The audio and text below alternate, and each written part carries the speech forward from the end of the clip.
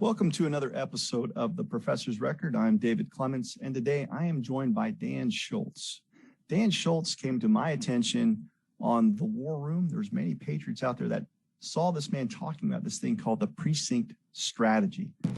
Democrats are pushing a radical Marxist agenda, while weak Republicans let it happen.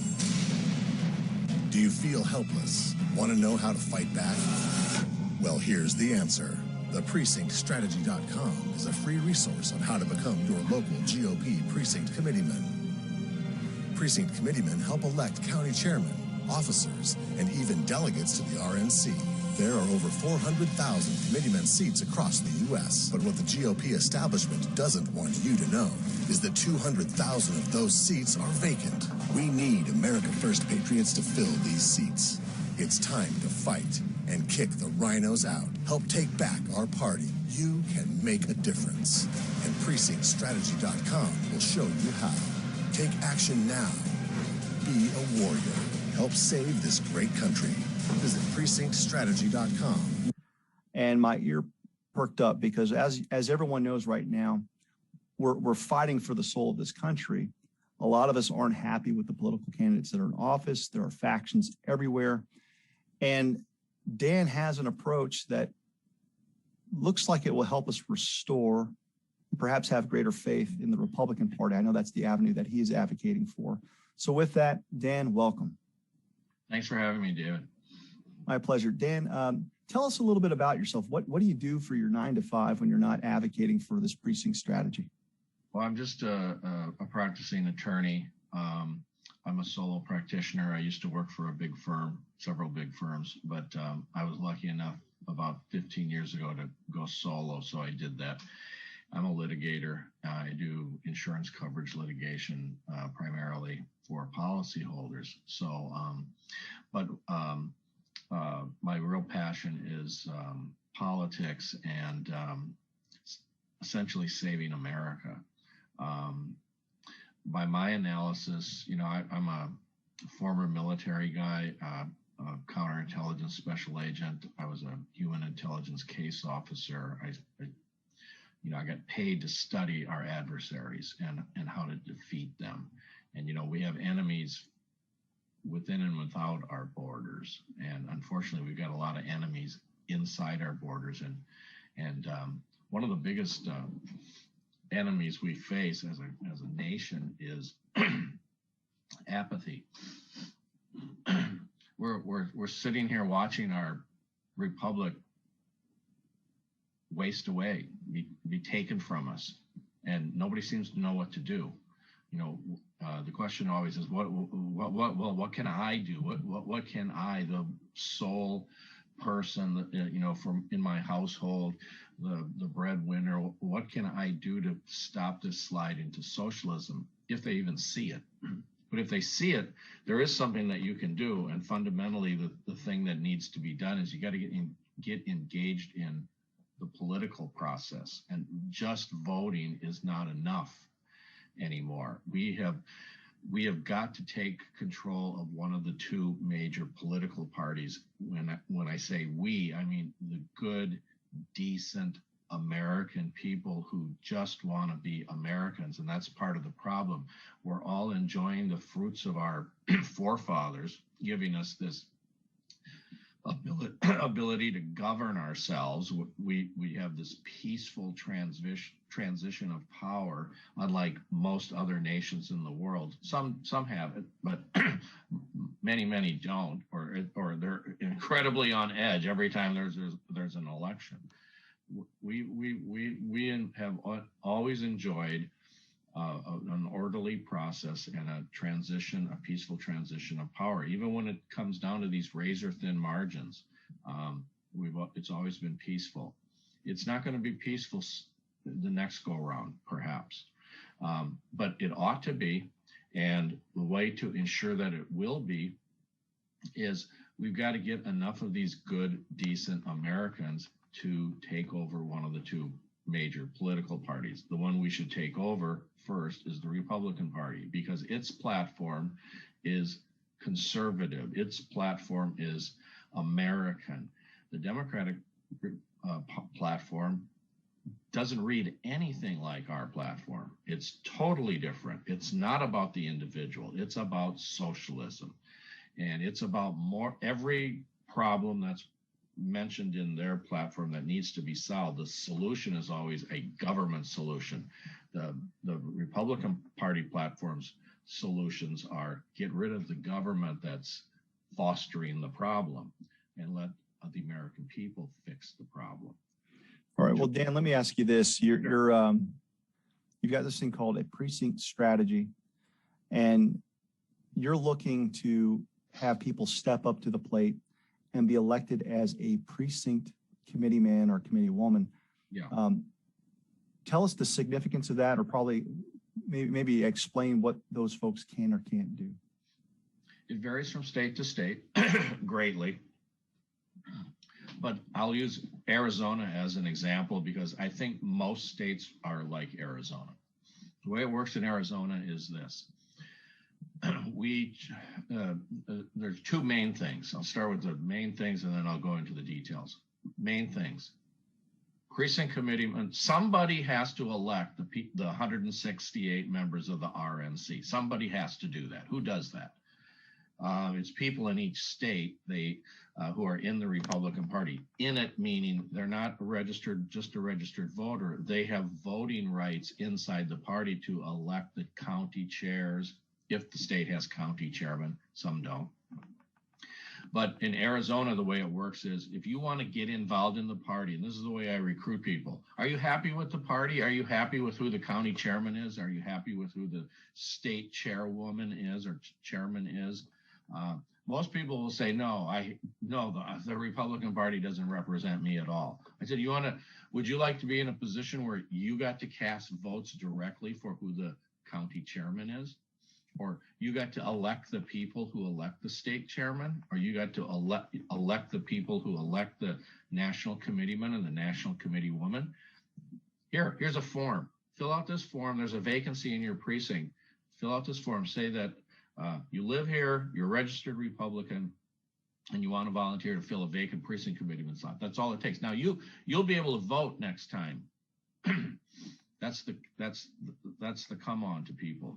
You get to vote for the people running the Republican Party all the way up to the RNC.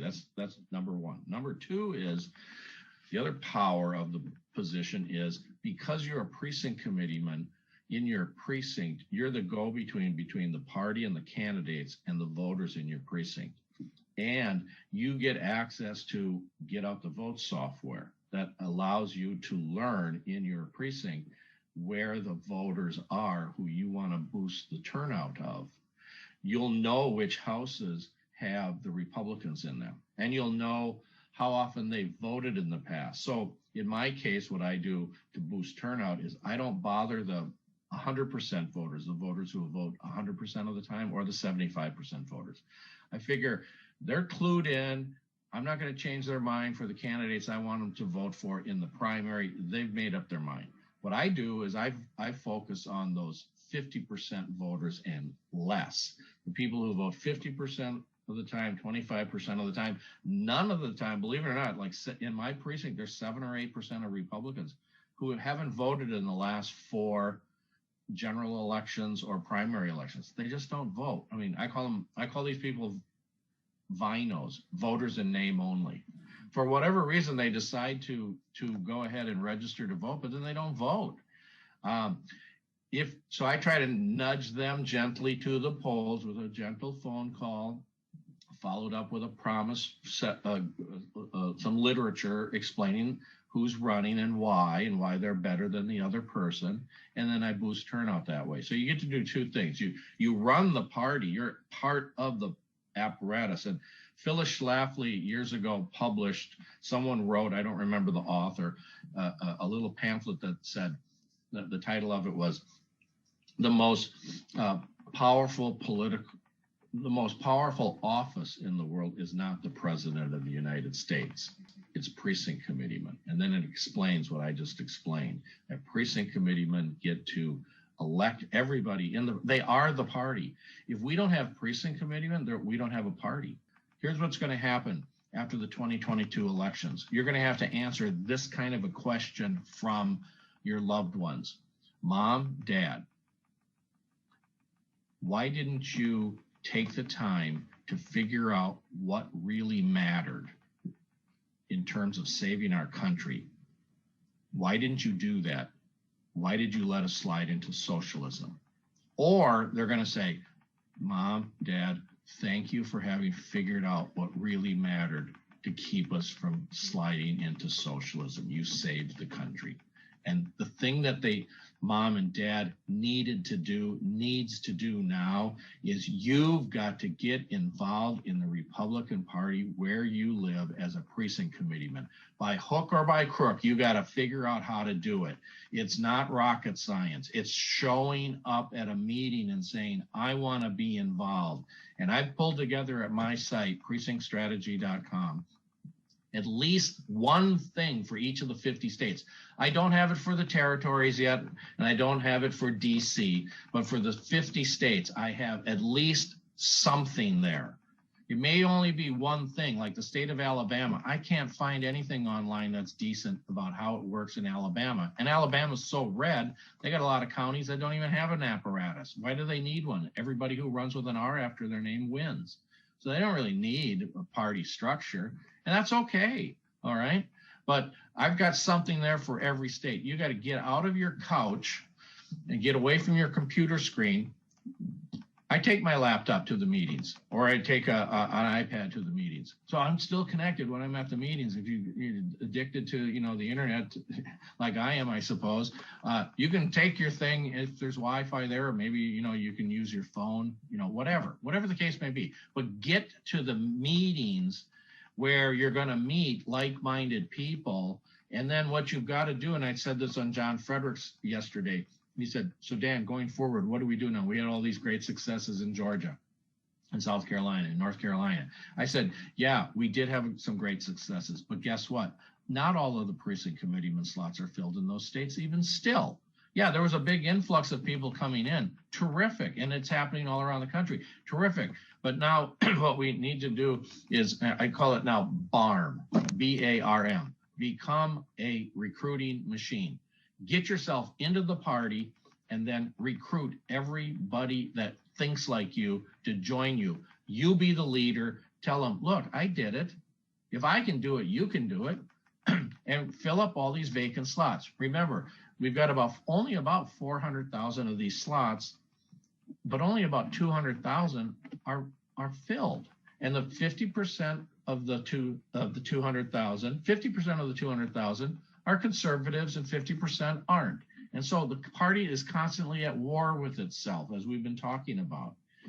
Not wanting new people. The RINOs, if they're in charge, they don't want new people. The conservatives, if they're in charge, they're coming on in. Water's fine. Now you have a book on this strategy, how to get into the real ball game, politics where you live, to help President Donald J. Trump make America great again.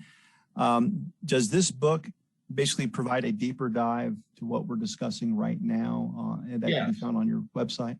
Yes, it does. It's basically who I am, how I got into this.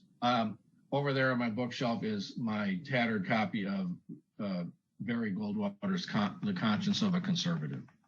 And I bought that when I was on active duty in the military down at a used bookstore down in Fort Huachuca. And I read the book. And I read the book. And I mentioned it in the foreword to my book. I read this book and he says, and I went through it and he's making a clarion call to conservatives, Republicans and all the principles and all that. But he never really said, what should we do now? He didn't lay out, it was all too vague. And that was the premise of my book. My book is, okay, wherever you live, this is what you must do. If we're going to take over the Republican Party, which is the first step, if we don't take over one of the two major parties, we're going to lose the Republic. That's what I say in my book. Okay, and that's what I believe.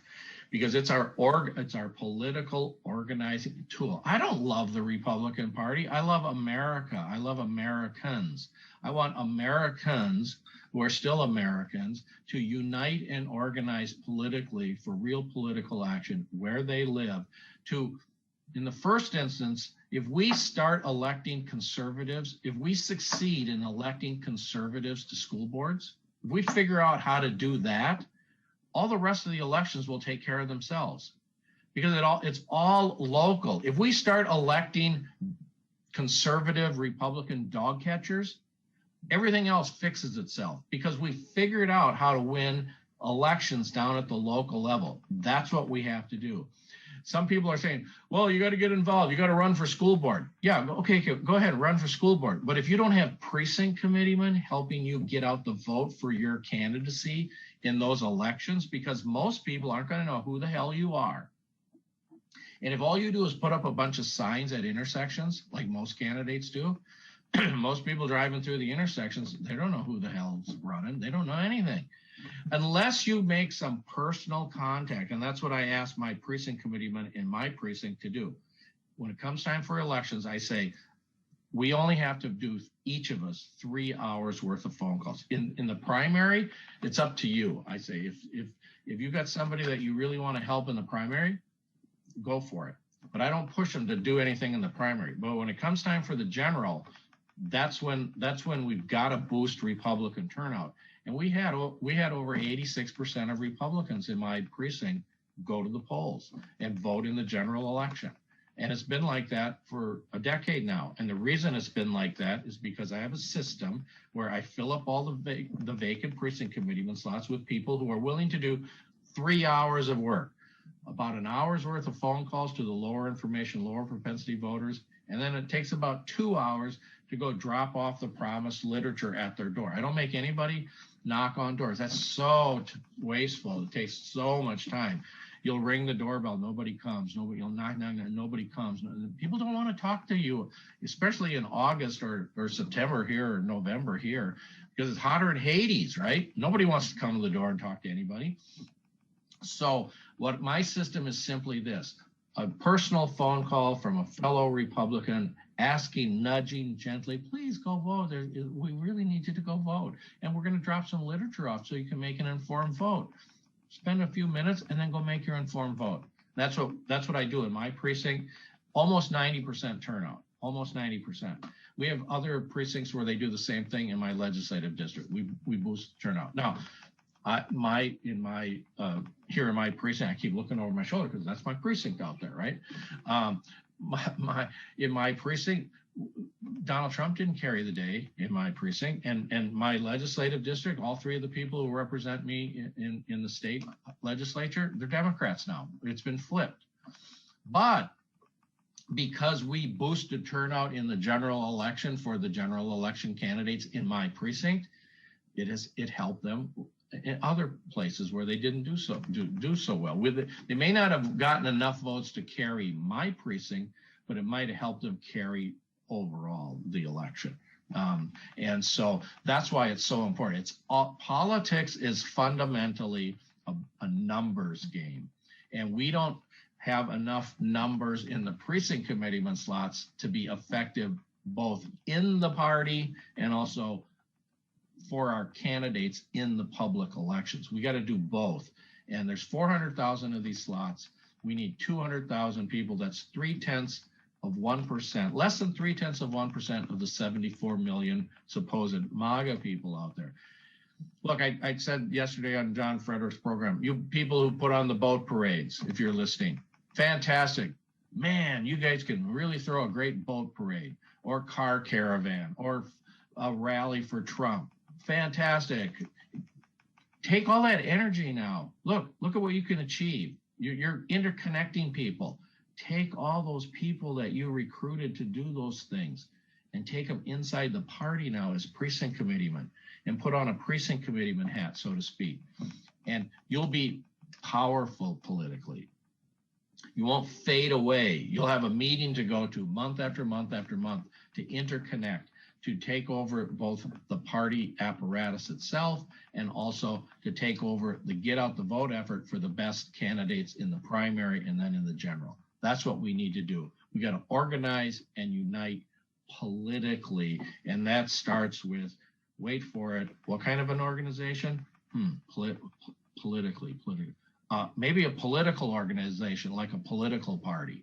Why don't we do that? Are there any closing comments that you'd like to share with the audience? Well, I guess the closing comments would be simply what I said yesterday when John Fredericks asked, so what else would you say to people now going forward? And I would say, two things. One, become a precinct committeeman where you live, okay? And then secondly, BARM, B-A-R-M, become a recruiting machine, okay? It's not enough for you just to become a precinct committeeman. Once you've become one, now that you've learned the ropes, now go out and recruit every other person that you can find to follow your lead. Be the leader, be a precinct leader, and bring more people into the fold. Right now, this is, again, real simple. If I can get Donald Trump to talk about it, I don't have to do this anymore. But I haven't succeeded in doing that yet. Well, let's help you. I'm gonna put out this video, and I talked to a lot of county leaders and state leaders, and if they're silent on this issue, it's because they don't like the prescription. But I think the prescription's absolutely right, Daniel. So if they don't like it, perhaps we can find people to run for office or run for state office that do believe in the precinct strategy. I want to thank you for your time. I want to thank you for what you've shared with us. And I hope that this will be one of many discussions. So perhaps we can do an update down the road and share more information. What I'd like to do is get these videos out. And then if I get a bunch of questions, perhaps you'll join me for a Q&A session in a few weeks. Absolutely. I'd love to do that. Thank you. Thanks. All right, Dan.